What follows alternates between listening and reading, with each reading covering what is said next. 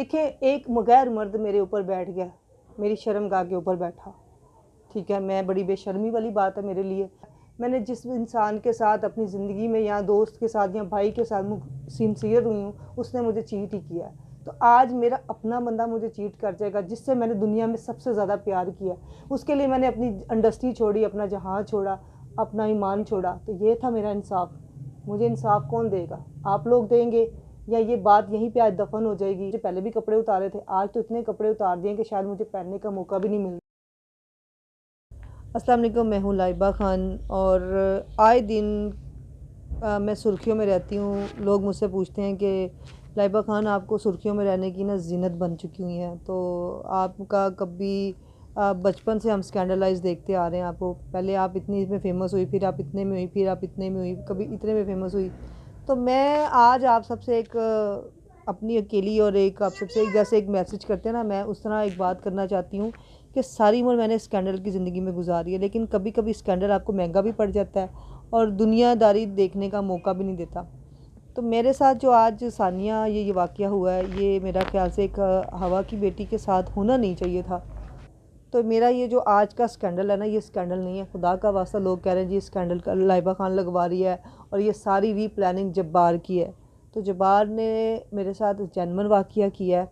मुझे कोई शौक़ नहीं था मैं जब्बार को प्रमोट करूं या मैं अपने आप को प्रमोट करूं। मैं अल्लाह का शुक्र है यूट्यूब पे वैसी इज़्ज़त अल्लाह ने दी है, चाहे गंदगी में दी है, चाहे अच्छाई में दी है, चाहे बुराई में दी है, लेकिन एक यूट्यूब पे मेरा नाम है। काम मैं अपना कर रही हूँ, ठीक है, एक वर्क कर रही हूँ, वो मेरा एक अलग है। अच्छी खासी मेरी लाइफ जा रही थी, अचानक ये मुझे किस मोड़ पे लाइफ ले जाती है। मोड़ ये था कि जब मैं घर से बाहर निकलती हूँ, तो घर से बाहर निकलने के बाद मुझे पता चलता है कि मेरा जब मैं अपनी मदर के घर से आ रही हूँ रात के 2 बजे, मेरे साथ सानिया ही होता है ये कि मेरा मियाँ भी ऑलरेडी कॉल पे होता है उस टाइम मेरे साथ। ठीक है, मेरा मियाँ मुझे कहता है जी चलो ठीक है तुम निकलो, मैं तुम्हारे साथ हूँ। मैं जा रही होती हूँ, तो रास्ते में मेरे घर के बिल्कुल नुक्कर पे 2 लश्करे बंदे खड़े होते हैं, जो शायद मेरी ताक में थे कि लाइबा ख़ान आए तो हम उस पर हमला करें। मैं वहाँ पे बात कर रही हूँ उन बंदों से कि मुझे उन्होंने पूछा कि मैडम ये रास्ता किधर जाता है। मैं कहा मैनू की पता। उन्हें एक ने मेरी बाँह फड़ी, तो मेरी बाँह खिंच के तो मैंने ज़मीन पर लटाया। ये बड़ी शर्म की बात है, एक आपकी पाकिस्तान की एक हवा की बेटी के साथ इतना बड़ा जुल्म हो रहा है। तो एक मर्द का गैर मर्द मेरे यहाँ पे बैठा आके, तो मेरे लिए डूब मरने की बात थी। ठीक है, मैं दुनिया में जो भी कर रही हूँ वो एक अलग मैटर है। आज इज़्ज़त उछालने वाले भी, कपड़े उतारने वाले भी कभी कभी अपने होते हैं, ये भी नहीं था पता मुझे। देखिए, एक गैर मर्द मेरे ऊपर बैठ गया, मेरी शर्मगाह के ऊपर बैठा। ठीक है, मैं बड़ी बेशर्मी वाली बात है मेरे लिए। मुझे लगा ये मेरे कपड़े उतार के बाहर फेंक देगा और मैं नंगी शर्ट सड़क पे बैठी रहूँगी और मेरी जो इज़्ज़त उछालनी थी। एक औरत की जब कपड़े उतर जाते हैं तो मेरा ख्याल से उसके पास कुछ नहीं बचता। मुझे लगा जैसे मेरी इज़्ज़त के साथ वो खेलेगा। तो बात चाहे आपकी 1 रुपये की इज़्ज़त है, वो 1 लाख की इज़्ज़त है, चाहे करोड़ों की इज़्ज़त, एक ऐसी चीज़ है जो बार बार नहीं आती। तो कोशिश यही बेटियां करें, पाकिस्तान की जितनी भी अपनी इज़्ज़त महफूज करें, हर एक पे भरोसा मत करें। मैंने बहुत भरोसा किया, अब मेरे भरोसे का सब्र ख़त्म हो चुका है। तो मैंने समझा कि वो चोर पड़ गए हैं जी। आपको पता आए दिन ये ऐसे वाकई चोर डकैतों के काम होते हैं, क्योंकि मेरे पास जेवर भी था, मेरे पास मोबाइल भी था, मेरे पास कैश भी था और उन्होंने उस चीज़ को बिल्कुल हाथ नहीं डाला। उनका मेन टारगेट था मेरा फेस तबाह करना, बर्बाद करना, मुझे इतना हिस्सा मेरा घर ख़त्म करना। तो जब वो उन्होंने मुझे पंच से नीचे गिराया तो मैं उस बंदा मेरे ऊपर बैठा और मुझे यहाँ पे थप्पड़ मारी जा रहा है, इस साइड पे मैं ऊपर हाथ रखी हूँ कि भैया तुम्हें मसला क्या, जेवर लेना लेके जाओ। ठीक है, जहाँ कहना बोली ना, बोलेंगी तो काम ख़राब हो जाएगा, तो कपड़े ला के नंगे करके छड़ के चले जावांगे। ये बहुत शर्म की बात है। अब देखें जी, वो बंदे मुझ पर इतना तशद्दुद करके गए, मेरा ये पूरा कान छली हुआ था, खून बंद नहीं हो रहा था मेरा। ठीक है, और मेरा नाक के अंदर से खून आना शुरू हो गया था। मेरे ये सारे अभी भी देख सकते हैं निशान है, कितने बड़े बड़े रोबड़े बने हुए हैं। बाकायदा मेरा फेस डैमेज हुआ है और मेरी अच्छी खासी मतलब पंच मारी की गई है एक गैर मर्दों ने। तो अब मैं आप लोगों से सिर्फ ये कहना चाहती हूँ कि पाकिस्तान में मैंने बहुत से वाक़ये देखे थे, इतना सुना था कि लोगों के साथ तशद्दुद हो रहा है, लेकिन लाइबा ख़ान के साथ तशद्दुद हो जाएगा ये मुझे नहीं था पता कि डाकू के चक्करों में वो कोई मेरे जानी दुश्मन थे। वो मुझे मेरा सिर्फ टारगेट उनका फेस करना था और यहाँ मेरी गर्दन तोड़ना। मैं आप लोगों से सिर्फ गुजारिश ये करना चाहती हूँ कि जब मैं घर से चीज़ें उठाई, वो बंदे 2 बाइक्स जा रही थी, तो उन बंदों ने देखा कि कोई बंदे आ रहे हैं। वो जाते जाते भी ये मेरे बाल सारे तोड़ फोड़ के निकल गए। मुझे इतना डैमेज करने का उनका क्या मकसद था, अब अल्लाह आलम, मुझे नहीं था पता। उस टाइम मेरे जहन में बिल्कुल मेरा हस्बैंड नहीं आया कि शायद ये मेरा हस्बैंड करवा रहा है। उस टाइम सिर्फ मेरे जहन में यही था कि यार जो भी ये करवा रहा है पता नहीं वो कौन था। तो मैं जब घर आई, मैंने अपनी चीज़ें कवर किया, मोबाइल, चाबी ढूंढी, सारा कुछ पकड़ा दरवाजे से, तो मैं घसीटती अपने घर आई हूँ।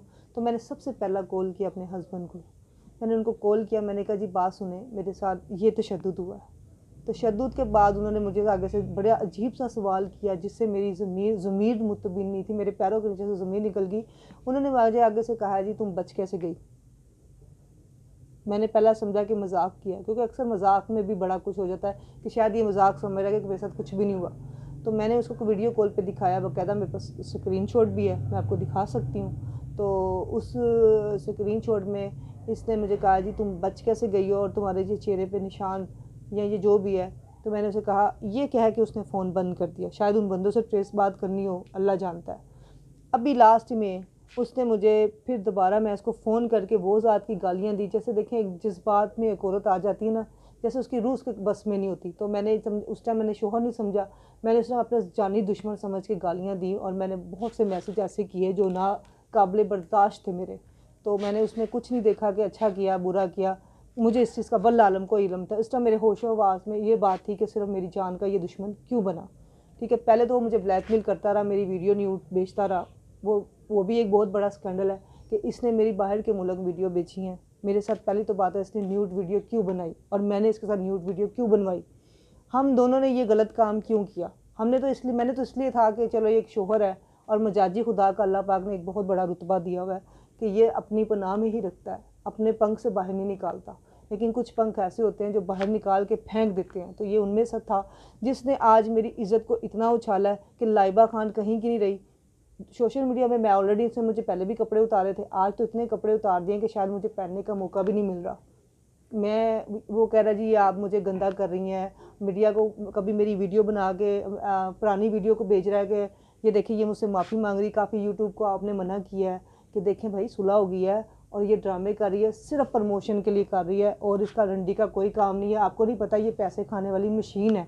देखें जी, मैं पैसे खाने वाली मशीन होती तो भाई मैंने आपसे क्या खाया, आपको मुझे खिलाने की फिर क्या ज़रूरत थी। आपने इतना टाइम क्यों स्पेंड किया मुझसे, इतना टाइम लगाने की क्या ज़रूरत थी।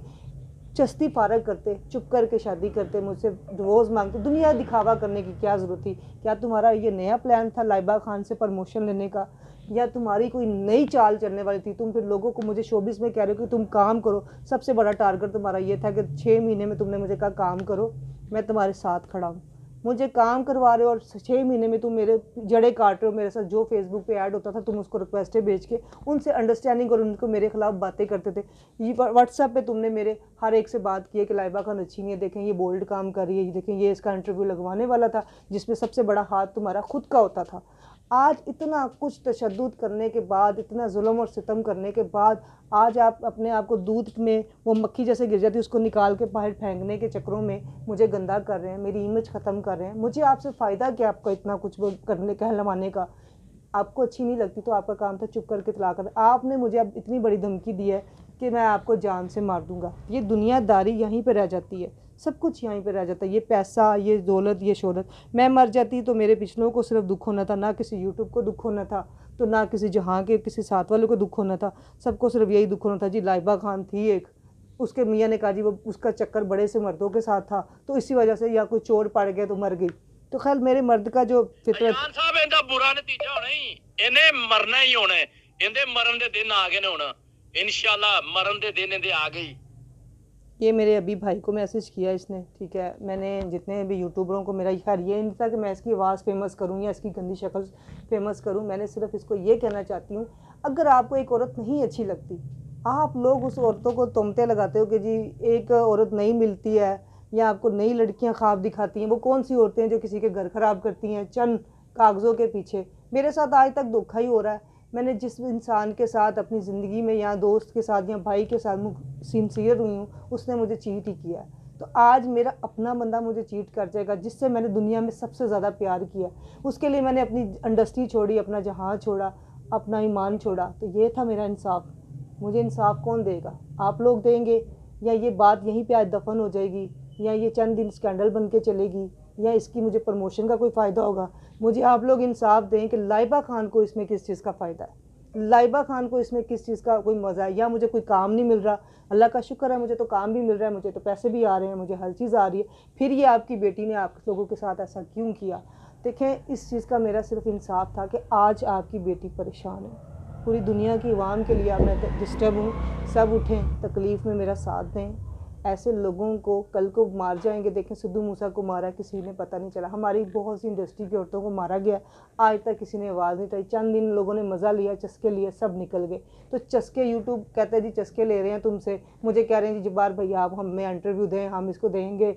आप वो पहली तो बात है वो मुझे लोग दें जो मेरे बारे में गंदी बातें करते हैं, वो औरतें दें जो मुझे कहती घूम में मुंह मारा है। मेरे पास बड़ी सी औरतों की रिकॉर्डिंग आ गई। देखें बीबी, इज्जत अपनी सबकी साझी, अल्लाह ना करे कभी आपकी बहन के साथ या आपकी बेटी के साथ ये हो तो आप मुझे ज़रूर बताइएगा। हर दफ़ा हर चीज़ स्कैंडल नहीं होती और हर चीज़ प्रमोशन के लिए नहीं होती, हर चीज़ इज्जत बचाने के लिए। पर इससे ज़्यादा मैं नहीं कहूँगी, यही कहूँगी कि खुदा का वास्ता बस कर दें, हर बात को मजाक ना बनाएं, और हर बंदा इसकी बातों में जो आ रहा है वो अल्लाह को पाएगा, और मेरे जुल्म और सितम का हिसाब भी मेरा अल्लाह लेगा। मैं तो बस अपनी अवाम को और अपनी एजेंसियों को कहना चाहती हूँ, इसका मुझे इंसाफ करें, खुदा का वास्ता।